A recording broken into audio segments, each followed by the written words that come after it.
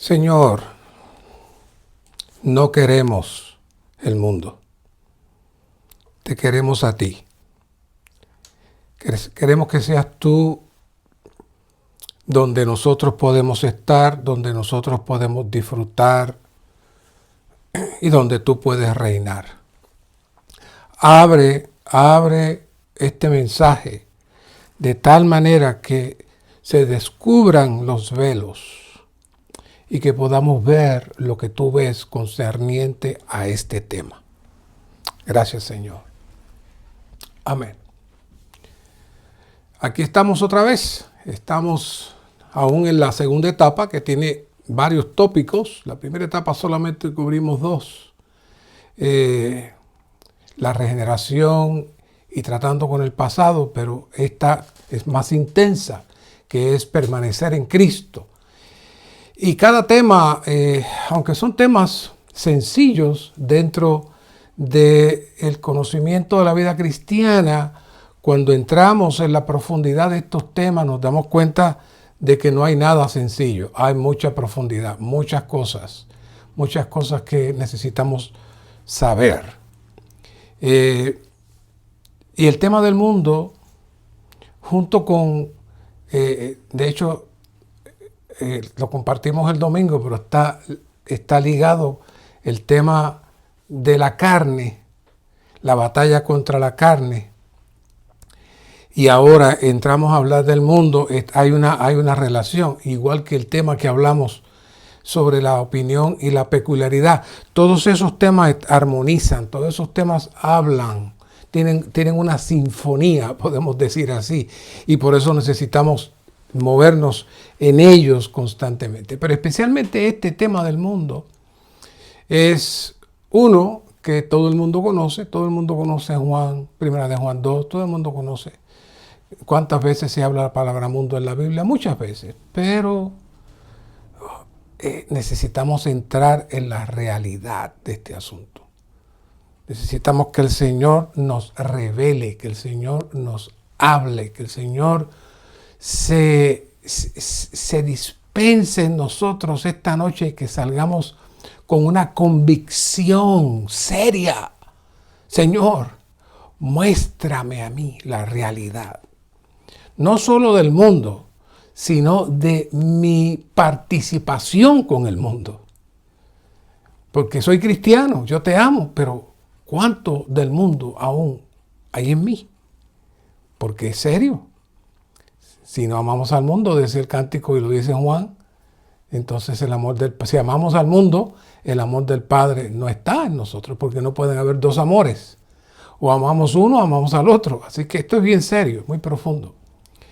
Y decidimos entrar un poquito en la explicación de la palabra mundo antes de entrar directamente al tema, porque es una palabra que se utiliza con muchísima frecuencia en el Nuevo Testamento. Hay versiones como la Reina Valera que sencillamente utiliza la palabra mundo para todo, aunque hay otra, como veremos más adelante, otra traducción que se puede utilizar aparte de la de mundo, pero Reina Valera utiliza mundo para todo, lo que hace complejo a veces este asunto. Por un lado dice que no amemos al mundo, pero por otro lado dice que Dios amó al mundo. Y yo sé que quizás uno pregunte, entonces, ¿en qué quedamos? ¿Cómo es que yo no puedo amar el mundo, pero Dios ama el mundo? ¿Cómo es eso? Bueno, eso lo vamos a ver esta noche en esta presentación inicial sobre el uso de la palabra mundo. Y es bueno comenzar con el Antiguo Testamento. El Antiguo Testamento utiliza en Génesis 1:1, en el principio creó Dios los cielos y la tierra. Y la palabra tierra se refiere al globo terráqueo. Y como veremos más adelante, hay momentos dados que cuando se utiliza la palabra mundo se refiere también al globo terráqueo.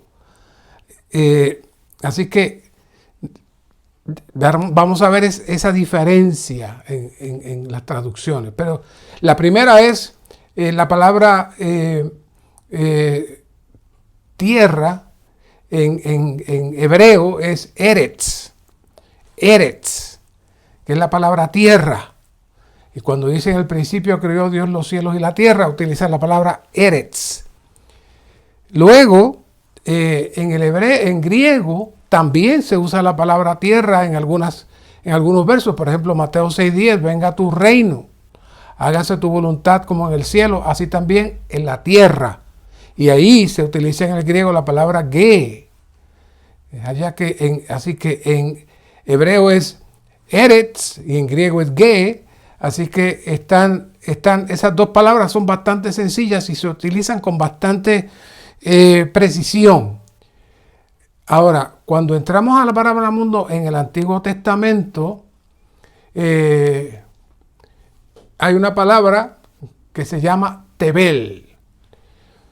Hay muchísimos. Si no encuentra la palabra tierra y dice mundo, la posibilidad de que diga que sea Tebel es bien alta. Porque Tebel lo que implica es no solamente el globo terráqueo, sino que implica las personas que viven en ese globo terráqueo. Así que la palabra Tebel es la palabra que define el globo terráqueo y en las personas que viven ahí.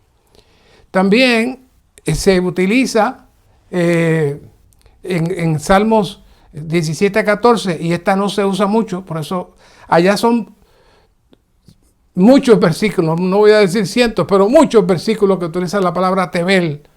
Pero acá hay otra palabrita que se llama Shelet.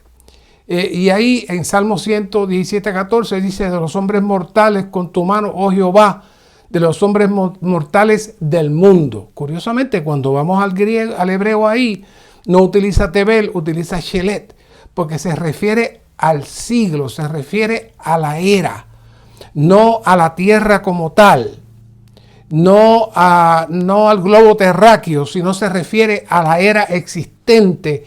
Y ahí específicamente utiliza la palabra Shelet.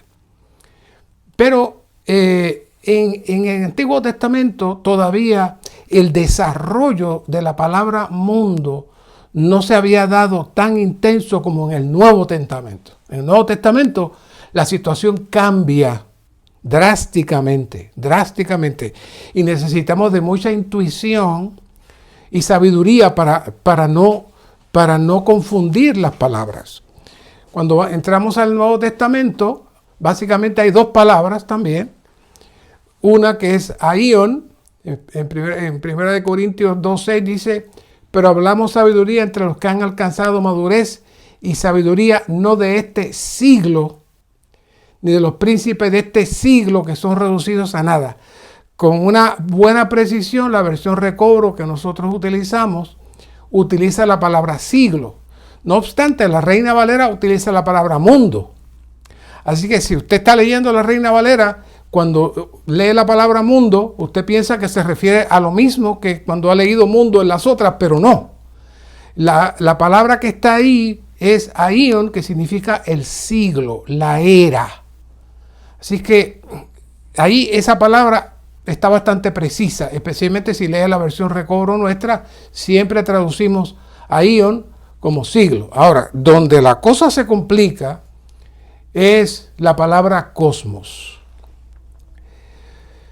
Muy extraño, porque el griego, la virtud del idioma griego es que utiliza varias palabras para definir las diferentes acciones que correspondan al suceso. Pero en el caso de cosmos no pasó así. El griego se quedó con la misma palabra, igual que nosotros en español y en inglés. World, el mundo, y mundo. No hay otra. Y eso complica el asunto. Entonces, hay varias interpretaciones cuando hablamos del cosmos en el Nuevo Testamento. Por lo menos hay 4 diferentes maneras de interpretar. El primero es cosmos, un arreglo adecuado y armonioso, o constitución, o orden, o gobierno. Ese es un punto. El otro, que es el más para mí, el que toca la situación, es ornamento, decoración, adorno. ¿Saben de dónde sale la palabra cosmético? Todas las féminas saben lo que son los cosméticos. Bueno, la palabra cosmético sale precisamente de cosmos. Porque el cosmos, la otra manera de interpretar el cosmos es lo ornamentado, lo decorado, lo adornado que está el cosmos.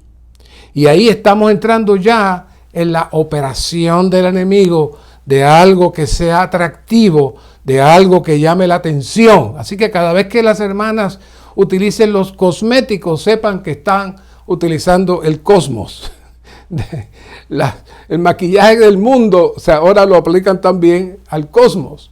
Por ejemplo, en Hebreos 10:5 dice, por lo cual, entrando en el mundo, ahí dice cosmos, el mundo. Dice, sacrificio, ofrenda no quisiste, mas me preparaste cuerpo. Ahí cuando dice, entrando en el mundo, dice cosmos. Así que básicamente, siempre en la versión recobro, que usted va a leer la palabra mundo, va a decir cosmos. La otra manera es, cuando a veces dice cosmos, se refiere al universo. Es decir, no solamente al planeta Tierra, se refiere al universo. Por ejemplo, en Mateo 13:35, cuando dice, para que se cumpliese lo dicho por medio del profeta, cuando dijo, abriré en parábolas mi boca, declararé cosas escondidas desde la fundación del mundo. Ese mundo no es únicamente la Tierra, se refiere al cosmos. De hecho, a nivel de los planetas y de las ciencias, se llama el cosmos no al orden en la Tierra, sino al universo. O sea que ellos tomaron la palabra cosmos y la aplicaron exclusivamente al espacio. Pero aquí en la Biblia se juega con las dos cosas. La fundación del mundo ahí no necesariamente es la fundación de la Tierra, sino del cosmos, del universo completo. Como también el globo terráqueo. Por ejemplo, en Mateo 24:21, aunque ambas se pueden trabajar intercambiablemente, pero donde dice, porque habrá entonces gran tribulación, cual no la ha habido desde el principio del mundo. Ahí implica una acción que ha habido, así que tiene que ser en la tierra. Pero utiliza la misma palabra mundo, la misma palabra cosmos, pero ahí se está refiriendo más al globo terráqueo. Luego, los habitantes de la tierra, los hombres, la familia humana, también se implica ahí, pero con la misma palabra uno tiene que inferir. Dice Juan 1:10, en el mundo estaba y por medio de él llegó a existir el mundo, pero el mundo no lo conoció. Ahí se utilizan las dos aplicaciones. Cuando habla del mundo se refiere al mundo físico. Pero cuando dice llegó a existir el mundo, se refiere al mundo físico. Pero cuando dice que el mundo no le conoció, no se refiere al globo terráqueo, se refiere a las personas. Así que está utilizando la misma palabra para traer diferentes interpretaciones, y uno necesita estar alerta para poder identificar por dónde va la carga en la palabra. También la palabra mundo se dirige a personas apegadas a lo mundano y fuera de Dios. Tito 2:12 dice, educándonos a que renunciando a la impiedad y a los deseos mundanos. O sea, obviamente no se refiere a los deseos del planeta Tierra en cuanto a la vegetación o no. Se está hablando de que el mundo tiene unos deseos. Así que aquí está hablando del mundo como algo que produce unos deseos, y aún se habla de manera negativa cuando habla deseos, renunciando a la impiedad y a los deseos mundanos. Vivamos en este siglo sobria, justa y piadosamente. Luego vemos en Lucas 12:30, porque todas las cosas buscan con afán las gentes del mundo. Es decir, está hablando que las personas del mundo buscan las cosas con afán, están desesperados. Pero vuestro Padre sabe que tenéis necesidad de estas cosas. Así que está contraponiendo a aquellos que están en Dios y a aquellos que están en el mundo, que están ansiosos. También habla de los asuntos mundiales, el conjunto de cosas terrenales, todo el círculo de los bienes terrenales, dotes, riquezas, ventajas, placeres, todo eso que también se armoniza con los deseos mundanos, pero aquí se habla directamente en Juan 2:15, que fue el cántico que cantamos. No améis al mundo, no améis al mundo, ni las cosas que están en el mundo. Quiere decir que ahí el mundo se refiere a todo lo que el mundo tiene. No se refiere a las personas, se refiere a lo que produce el mundo. Es decir, los bienes terrenales, las riquezas, los placeres, todo lo que hay ahí. Juan dice, no améis al mundo, ni las cosas que están en el mundo. Si alguno ama el mundo, el amor del Padre no está en él. Y dice, y el mundo pasa, y su concupiscencia, pero el que hace la voluntad de Dios permanece para siempre. Es decir, que Juan retrata el mundo como algo completamente negativo e incompatible con los cristianos. Y entonces Mateo 16:26 dice, porque ¿qué aprovechará el hombre si gana todo el mundo? No se refiere al globo terráqueo, no se refiere a los planetas, no se refiere a la naturaleza, se refiere a eso que produce el mundo y pierde la vida de su alma. Es decir, que el alma, y de eso vamos a hablar prontito, el alma está ligada al mundo y el alma ama el mundo, el alma caída ama el mundo. Así que el alma busca las cosas del mundo, el alma ama las cosas del mundo, el alma disfruta las cosas del mundo. Y el Señor le dice, tú tienes que perder la vida de tu alma. No dice que pierde el alma, sino la vida del alma que ama el mundo. ¿Qué mundo? Eso que produce el mundo. Así que ya vemos que esta palabra mundo no es tan sencilla específicamente en el Nuevo Testamento. Así que, tocando algunos puntos que estuvimos hablando el día del Señor sobre este tema de la carne, te podemos decir que hay 3 procesos y un resultado. El viejo hombre, el yo, la carne, esas 3 cosas, ¿saben qué produce? El mundo. El viejo hombre, el yo y la carne produce el mundo.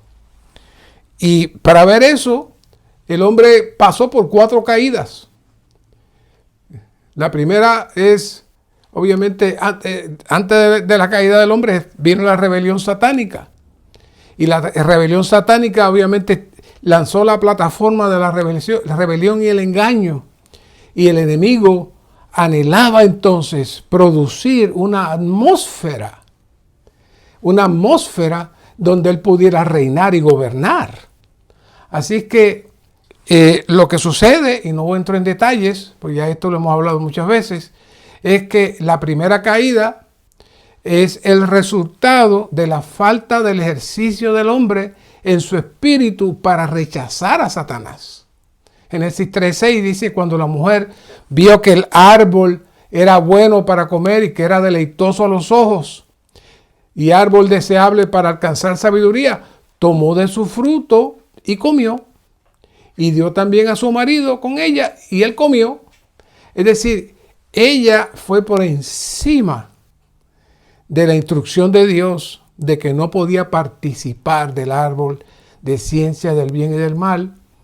Y eso implicaba entrar en otra dimensión. Dijimos la vez pasada que estos son 2 puertas. El hombre tenía la capacidad de entrar en la dimensión Dios o entrar o salir fuera de la dimensión Dios.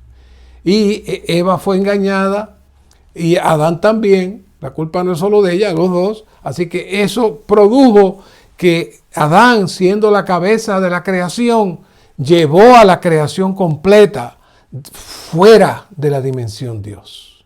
Eso es serio. Esa fue la primera caída. La segunda caída es con Caín.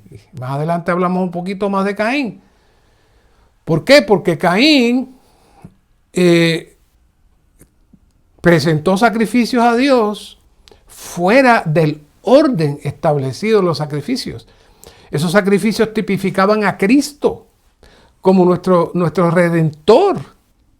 Y así que a Caín, viendo a su hermano, dijo, bueno, yo no tengo cordero, así que yo voy a hacer mi propia ofrenda. Los corderos que habían allí no eran para Abel, era para la familia. Era para toda la familia, pero él quiso retar la autoridad. Y dice, me tuvo curioso que en Génesis 4:3 dice, pasó algún tiempo, dice. Es decir, que él observó a Caín, él observó a Abel haciendo los sacrificios, observó a su papá haciendo los sacrificios y él pasó algún tiempo observando el asunto. Hasta que dice, y Caín trajo del fruto de la tierra una ofrenda a Jehová. Eso parece algo sencillo y muchas personas dicen, pero ¿por qué Dios no se la aceptó? Dios no se la aceptó porque Él estaba estableciendo un nuevo patrón para adorar a Dios que no podía ser. Porque la única manera de acercarse a Dios es con sangre. Es que haya un sacrificio de sangre. Así que él entró en esa segunda caída, pero esa segunda caída, como veremos más adelante, produjo muchos problemas. Pero vamos a hablar de eso más adelante. Luego la tercera caída, ya vemos que el espíritu del hombre se amortece. Ya vemos que el alma del hombre se activa. Y aquí vemos a la tercera caída, donde el hombre se mezcla con los espíritus malignos y permite que el cuerpo se contamine.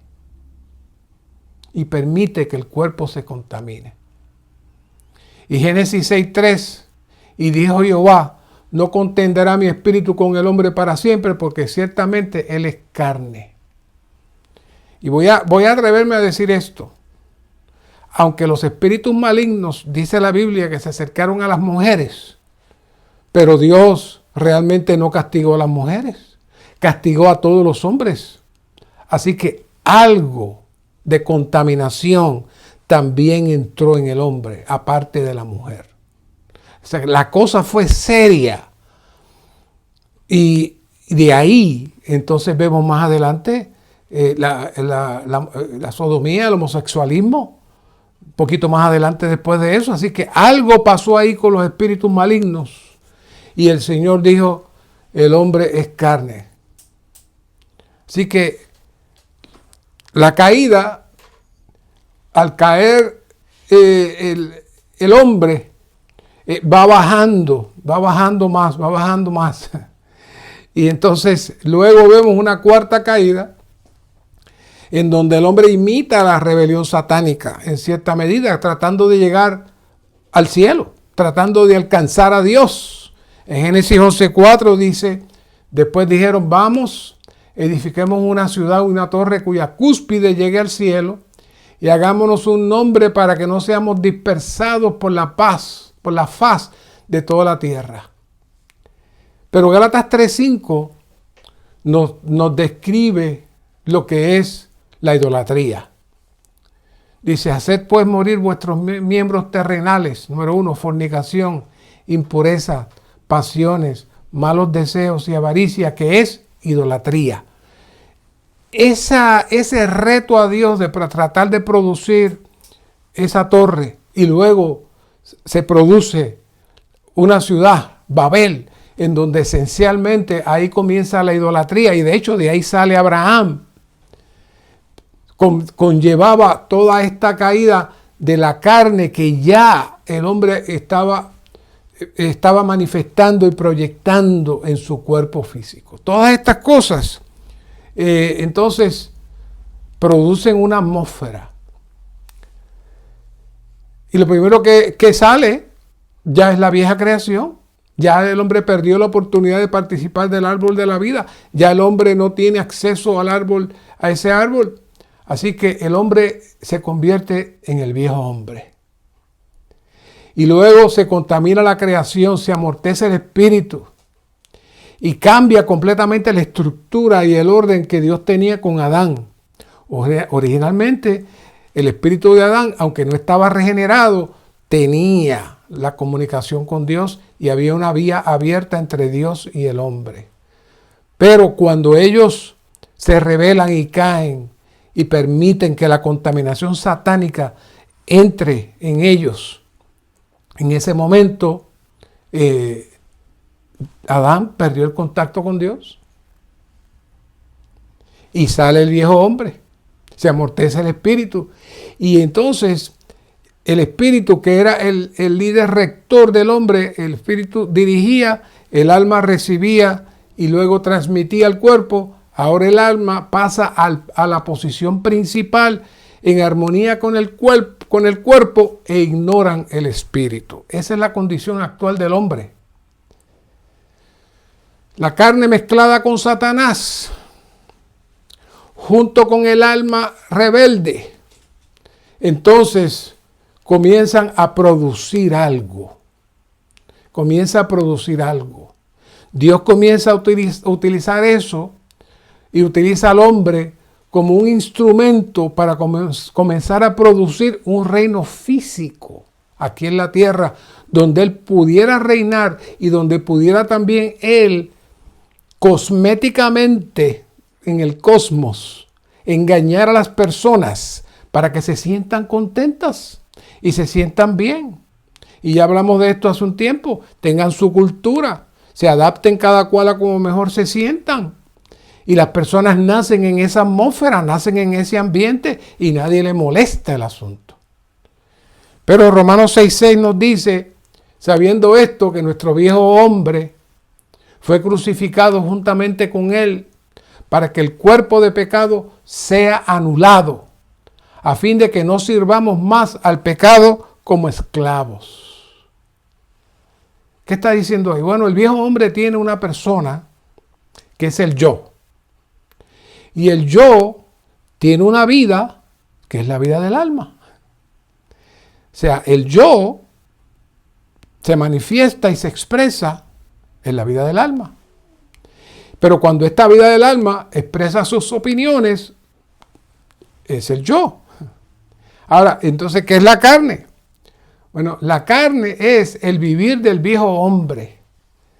El viejo hombre vive en su yo, vive en su vida del alma, y entonces expresa ambas cosas en la carne. Si el alma piensa en la carne. Si el alma desea algo, lo piensa en la carne. Es decir, que la dirección del espíritu hacia el cuerpo y del cuerpo hacia el espíritu se bloqueó completamente y se quedaron esos dos entes operando en el hombre. Así que cuando el alma expresa sus opiniones, eso se llama el yo.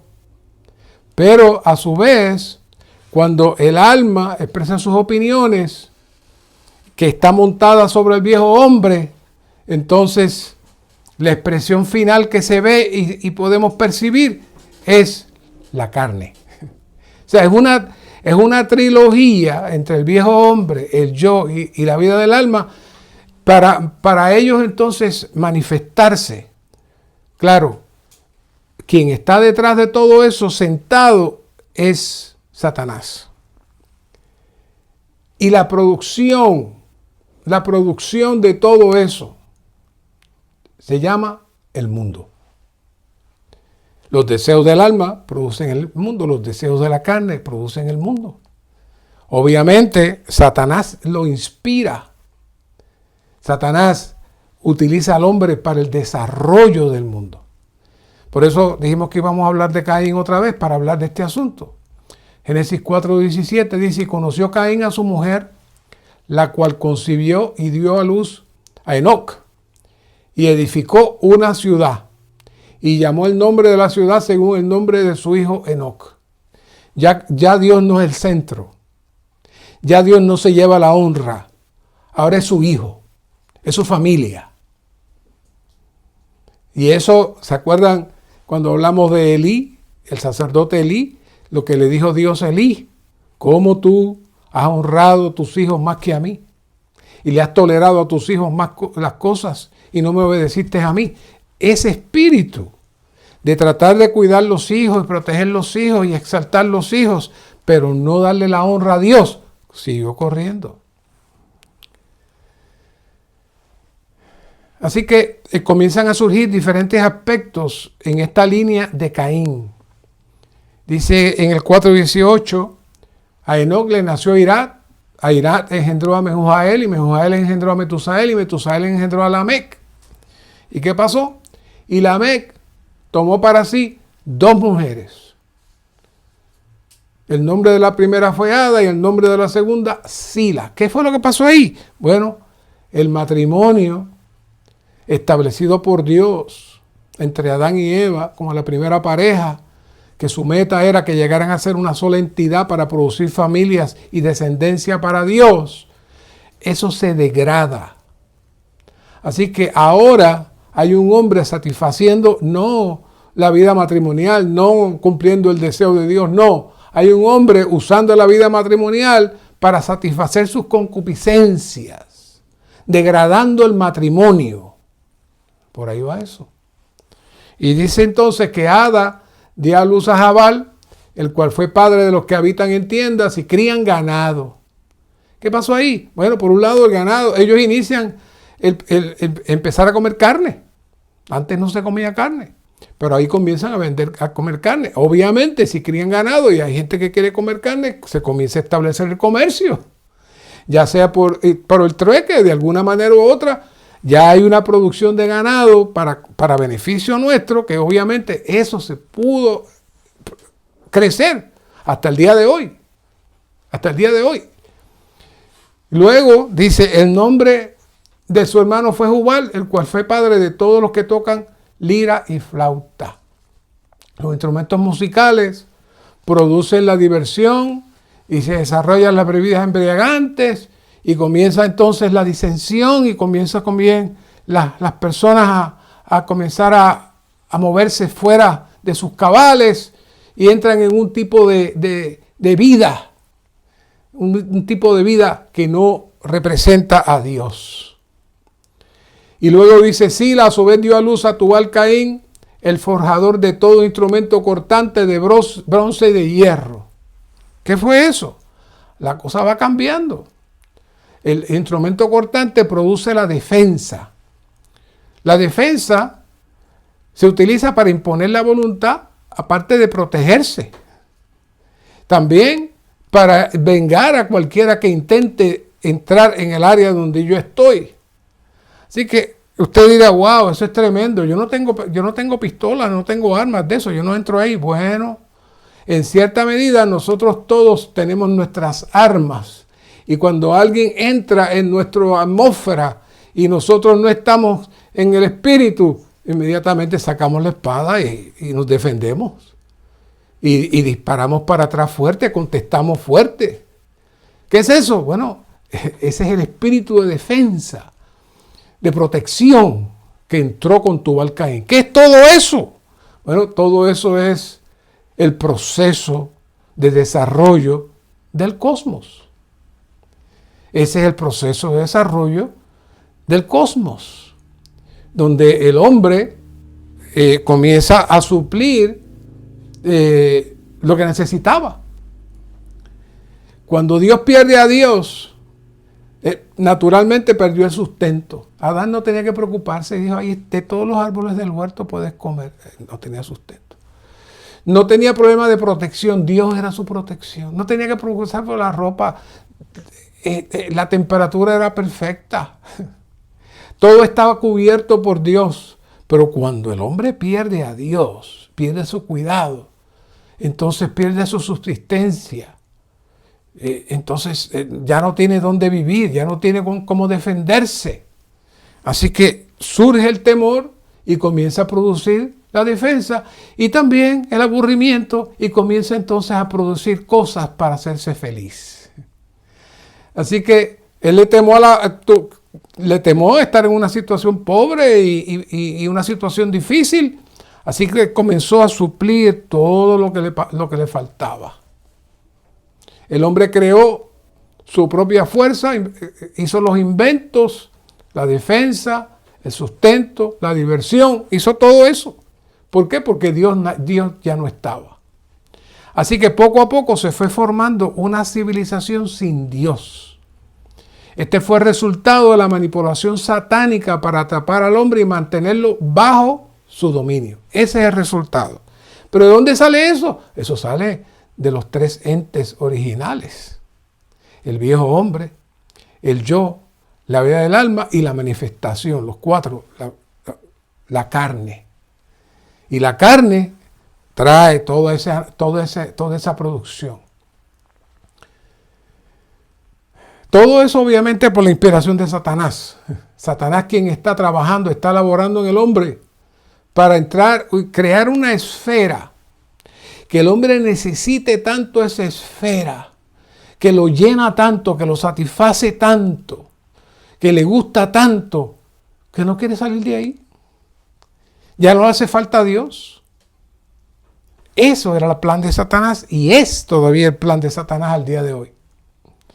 Así que este asunto de la definición que dimos originalmente de orden, arreglo, organización y también cosmético y decoración, todos esos elementos se dan en este proceso donde Satanás está produciendo el mundo, en el área física. Pero tenemos que entender que detrás de todo esto físico hay algo intangible. Es un sistema planeado que existe con un orden y con un propósito y un ser que está laborando y trabajando con eso. Toda esa institución se está formando, el hombre nace en esa institución, el hombre se acostumbra a esa institución, vive en esa institución, hasta que el Señor llega y dice, el príncipe de este mundo, quien ha sido juzgado y destronado. Y en otro lugar dice, el príncipe de este mundo, que nada tiene en mí. O sea, el Señor sabía que Satanás fue el que planificó y creó la atmósfera que él le tocó entrar con el cuerpo de hombre, pero él sabía que nada de lo que había allí lo tocaba a él. Él estaba fuera. Él estaba fuera de esa atmósfera. Así que necesitamos darnos cuenta que toda esta atmósfera, es la parte que no nos gusta escuchar, todo lo que hay fuera está gobernado por seres malignos. Está manipulado y trabajado sistemáticamente por demonios. Y opera de tal manera que nosotros no percibimos eso. Pero están ahí. Y lo hacen para atarnos, cautivarnos, inyectarnos en nuestra carne, inyectarnos para nuestra alma, de tal manera que quedemos presos en ese lugar. Por eso el apóstol Pedro menciona este asunto de algo externo, pero es significativo cuando en 1 Pedro 3 dice el tema del atavío, es decir, de la vestimenta de las hermanas, de peinados ostentosos, de adornos de oro, de vestidos, contra lo que debería ser lo incorruptible, el ornato de un espíritu manso y sosegado, que es de gran valor delante de Dios. ¿Qué está diciendo Pedro? Hermanas, no pueden estar vestidas como el mundo. No pueden estar luciéndose, no pueden estar con tanta prenda, con tanto maquillaje. Eso no es un reflejo de que Dios los está reinando ahí. Pedro trajo eso. Quiere decir que Pedro sabía que esa influencia del mundo estaba entrando en la iglesia y le trajo esa advertencia a los santos. Así que podemos decir que la formación del mundo consta de 5 pasos. Primero, el hombre pierde a Dios al no ejercitar su espíritu. Segundo, el hombre desarrolló temor, se desesperó, buscando resolver sus necesidades y comenzó a producir algo para sustituir a Dios. Tercero, creó una vida sin Dios. Luego Satanás, el cuarto, se disfraza y utiliza las necesidades del hombre para atarlo, para cautivarlo, para tenerlo preso, pero de una manera muy sutil. Y 5, Satanás organizó las provisiones para las necesidades del hombre en un sistema. Así que todo eso produce entonces la operación del mundo. Todo este asunto se describe en la Biblia en 2 etapas, o en 2 mundos. El primer mundo comenzó con la ciudad de Enoc, otra vez, como mencionamos, construida por Caín. El segundo mundo, después de eso, comenzó luego del diluvio, con la ciudad de Babel, donde se gesta y se produce la idolatría. En el primer mundo se desarrolla, prospera, hasta que alcanza una cumbre negativa durante el tiempo de Noé. Fue algo tan tremendo. La raza humana había caído tan profundo. El mundo estaba en una corrupción tan grande que ya Dios no pudo seguir tratando con ellos. No pudo. Por eso es que en Génesis 6, 11 y 12 dice, y se corrompió la tierra delante de Dios, y estaba la tierra llena de violencia, y miró Dios la tierra, y aquí estaba corrompida, porque toda carne había corrompido su camino sobre la tierra. ¿Qué es eso? Ya el desarrollo del mundo a través de la carne, motivada por el viejo hombre y la vida del alma del hombre, había completamente contaminado toda la tierra. Entonces, vemos el segundo mundo, la segunda opción. Este segundo mundo comienza con la ciudad de Babel, después de Noé. Y entonces, poco a poco se va desarrollando y se ramifica en 3 líneas, que se representan por 3 ciudades. Primero Babilonia, luego Egipto y luego Sodoma. Así que el primer mundo era una mezcla todo inclusiva, pero este segundo mundo que empieza a salir después de Noé se ramificó en 3 líneas, y cada una de estas ciudades representan un aspecto del mundo. Así que la primera línea es la ciudad de Babilonia, que deriva el nombre de Babel. Esta ciudad llena de ídolos, llena de dioses falsos. Y vemos cómo el pueblo de Israel se mezcla y se contamina con eso. Así que dicen los historiadores que la torre de Babel estaba llena de nombres idólatras. Y querían entonces levantarla para enseñársela a Dios. Así que esa torre, como la cuarta caída, habla del aspecto idólatra del mundo. Y Babilonia estaba en la tierra de Caldea, donde Dios llamó a Abraham. Así que, por consiguiente, aunque yo sé que Abraham tenía un trasfondo de sus antecesores que vienen de Noé, también estaba en una tierra de ídolos, así que obviamente tuvo que hacerlo también. Pero por la manera como él escucha a Dios y por la manera como él ofrece sacrificios, da la impresión que él tenía un conocimiento aparte del conocimiento que estaba allí en esa tierra. Pero los ídolos, ese era el centro de adoración ahí. Los babilonios, de hecho, fueron los que destruyeron el templo de Dios, se llevaron sus utensilios como botín, y ya conocemos toda la historia. Y conocemos a Daniel, cómo se enfrentó a todo eso. Así que Babilonia es la primera ramificación de este segundo mundo, es el mundo de los ídolos. Y la idolatría, como definimos en Gálatas, es mucho más que los ídolos, es toda la contaminación y todo lo que sustituye a Dios. Luego tenemos la ciudad de Egipto, tierra rica, irrigada por el Nilo, mucho alimento, una gran variedad de gustos.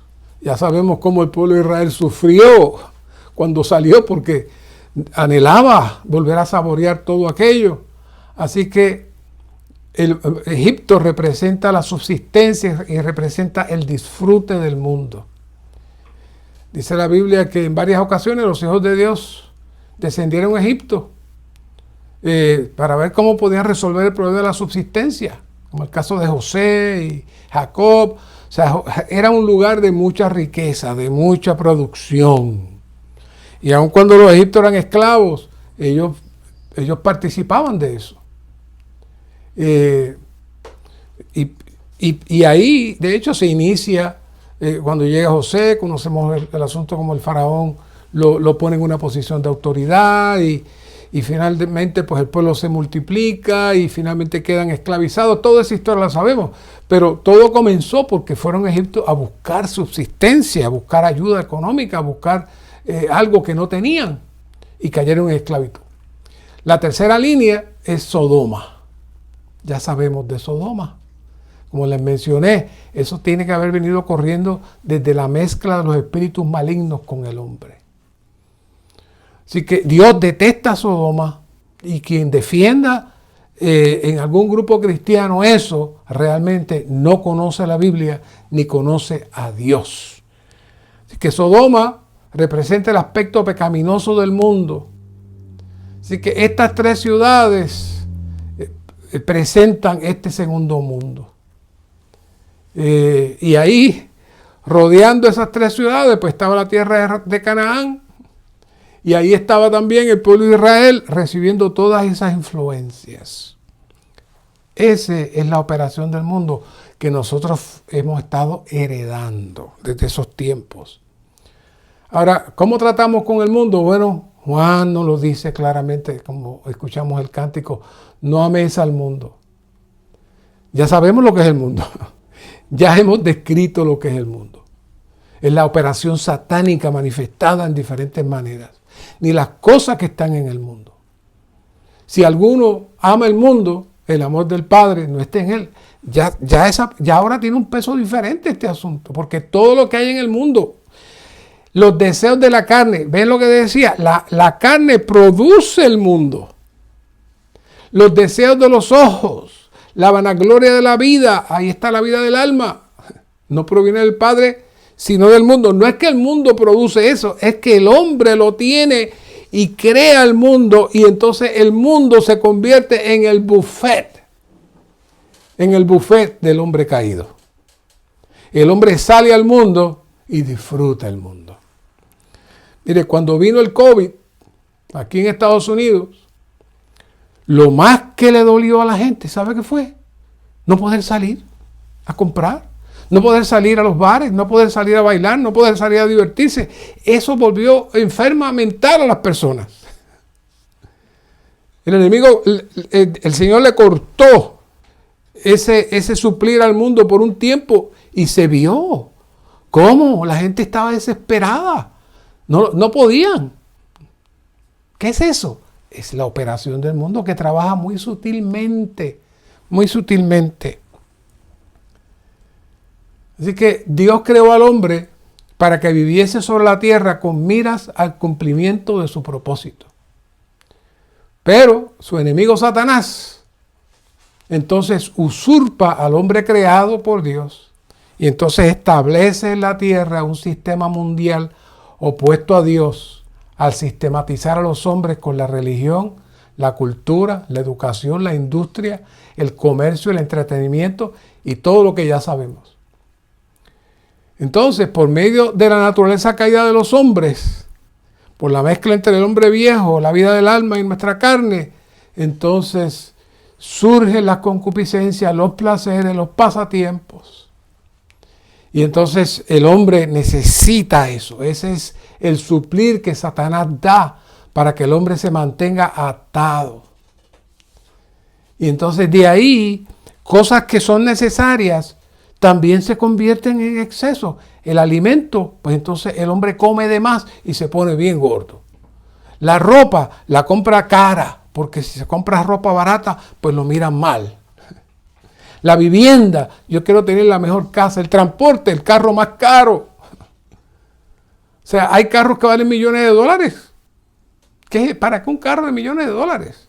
¿Por qué? Porque ese es el mundo. Entonces, las personas anhelan tener lo máximo del mundo. ¿Saben algo? Evalúen personas como Elvis Presley, Marilyn Monroe y muchos otros. Lo tenían todo y se suicidan. ¿Qué pasó? Porque se dan cuenta que no tienen nada. No los llena.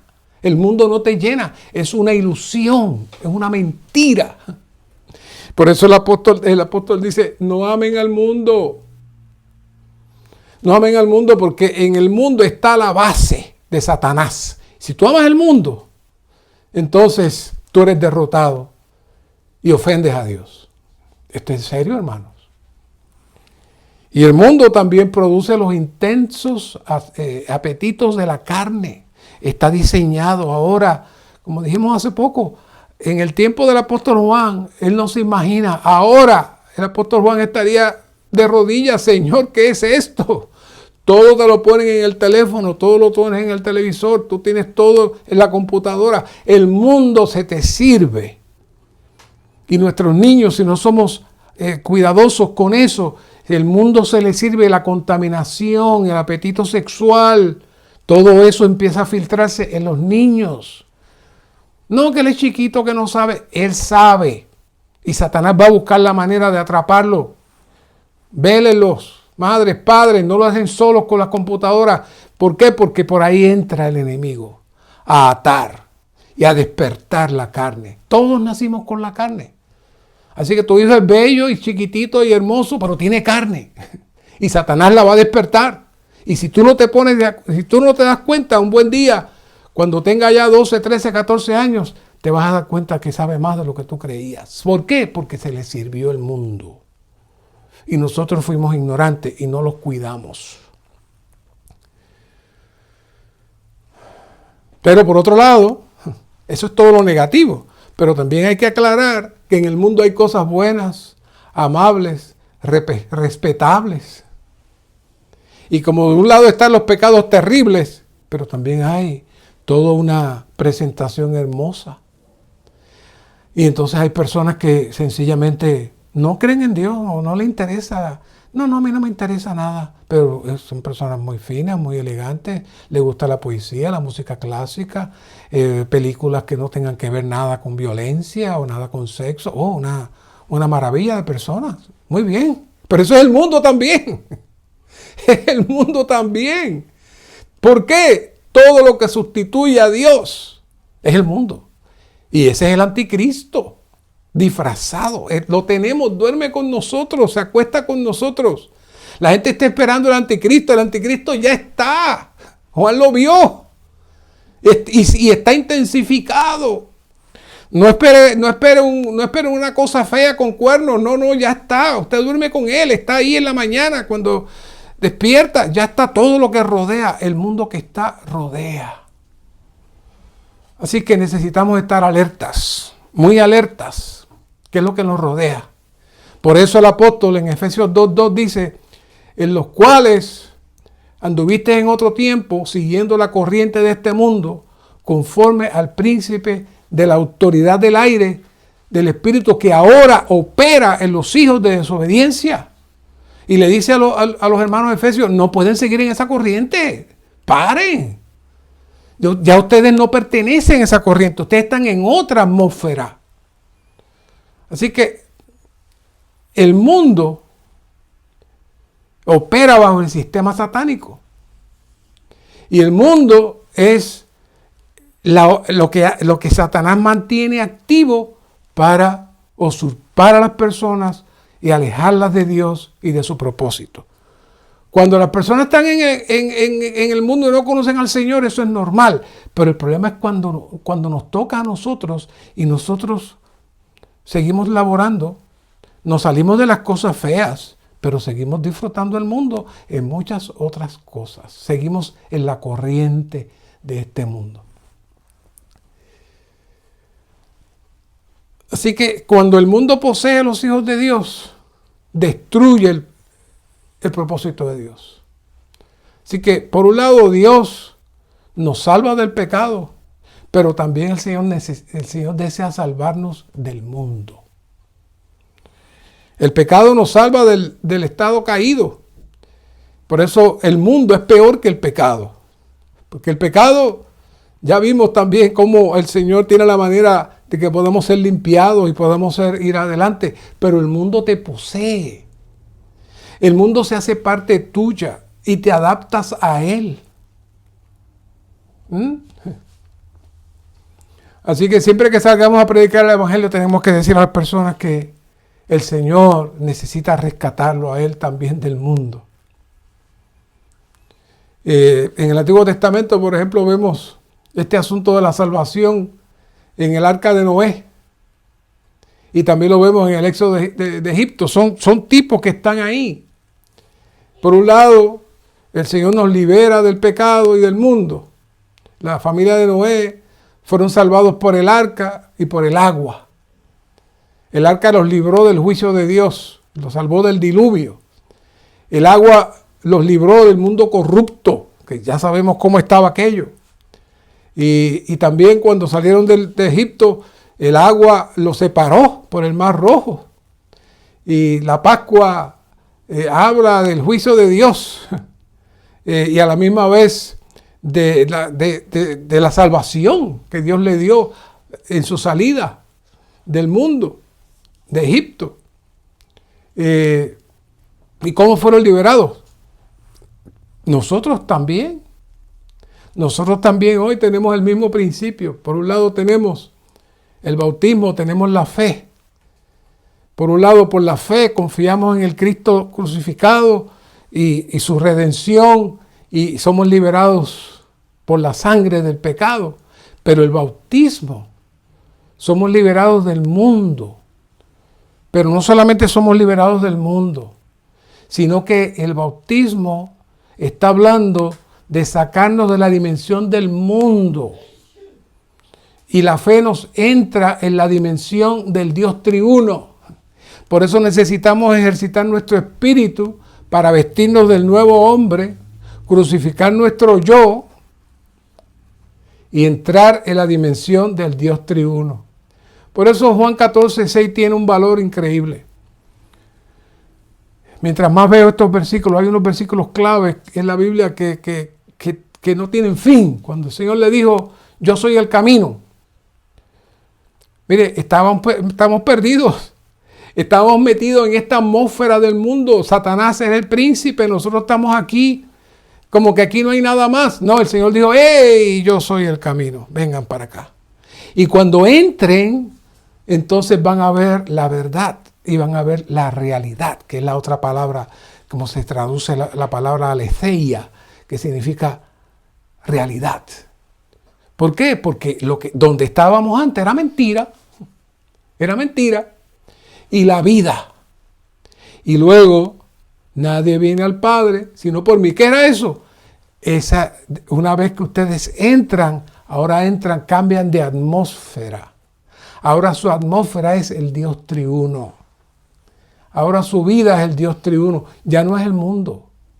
Ya no es la carne. Ya no son los placeres mundanos. Ahora ustedes están entrando en otra atmósfera. Para eso es que el Señor nos salva. Para eso es que el Señor perdona nuestros pecados. No es para cuando nos moramos. Es ahora que el Señor nos quiere sacar de toda atmósfera del mundo. Por eso dice aquí en Éxodo 23:23, muy interesante esta nota. Porque mi ángel irá delante de ti y te llevará al amorreo, el eteo, el fereceo, el cananeo, el heveo, el jebuseo, y los exterminaré, dice. Y la nota ahí dice, las diversas tribus paganas que ocupaban la tierra representan los diferentes aspectos de nuestra vida natural. Los dioses, los ídolos de las tribus paganas, junto con los demonios detrás de ellos, representan las huestes espirituales de maldad. Las fuerzas del mal subyacentes a nuestra vida natural usan, manipulan y dirigen los diferentes aspectos de nuestra vida natural con el fin de impedirnos tomar posesión del Cristo todo inclusivo y disfrutar de su riqueza. La historia que muestra las tribus paganas que ocupaban la tierra fueron la fuente del pecado en Israel y en contra de Dios. Esto indica que nuestra vida natural es la fuente de nuestros pecados. A los ojos de Dios, quienes viven según su vida natural pecan continuamente, ya sea que hagan bien o mal, debido a que la vida natural nos impide tomar posesión de Cristo y disfrutarle. Tenemos que aborrecerla. Y a medida que crezcamos en Cristo debemos estar dispuestos a expulsarla de nuestro ser. Imagínense. Esa es la representación de todas esas tribus. ¿Qué es eso? Esa es la vida natural del mundo. Que como bien dice, lo que está detrás de todo eso es una operación de demonios. Por eso dice en Efesios 6 que nuestra lucha no es contra carne y sangre. Nosotros estamos muy tranquilos porque no vemos nada. No. Todo lo que está ahí, está ahí. Por eso Pablo dice en Gálatas 2:20, con Cristo estoy juntamente crucificado, ya no vivo yo, mas vive Cristo en mí, y la vida que ahora vivo en la carne, la vivo en la fe del Hijo de Dios, el cual me amó y se entregó a sí mismo por mí. ¿Qué es eso? Y esto es un punto interesante que quiero que lo escuchen. Yo sé que han escuchado este verso 1000 veces, pero vamos a verlo de esta manera hoy. En su caída, para refrescarles, el hombre perdió la capacidad de utilizar su espíritu para contactar a Dios, gobernar su alma y dirigir su cuerpo. Ahora, el cuerpo, con sus deseos y emociones y las pasiones que se generan, y luego el alma, con una mente corrupta manipulada por los demonios, es lo que gobierna el hombre. Y eso es la condición en que se vive.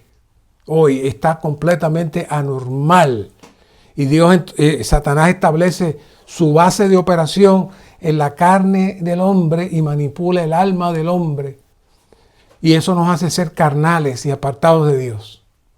Pero este versículo de Gálatas 2:20 es una esperanza. Porque el apóstol Pablo logró en su vida humana, logró activar nuevamente su espíritu por la regeneración que él había entrado y que nosotros también entramos.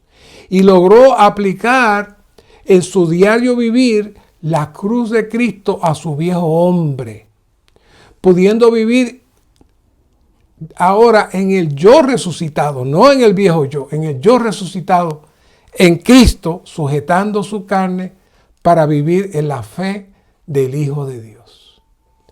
Ese es el orden. Ahora la carne está sujeta, nuestra alma está sujeta y el Señor en el Espíritu fluye. Y ahora vivimos nuestra carne, dice. ¿Ah? ¿Qué dice Pablo? Porque ahora la vida que vivo es la carne. Y usted dirá, ¿la carne? Sí, porque esa carne ahora está anulada. Adán tenía carne también, pero no era una carne contaminada. Cristo tenía carne también, pero no estaba contaminada. Pablo logró neutralizar su carne mediante el Espíritu. Ese es el mensaje que queremos traer.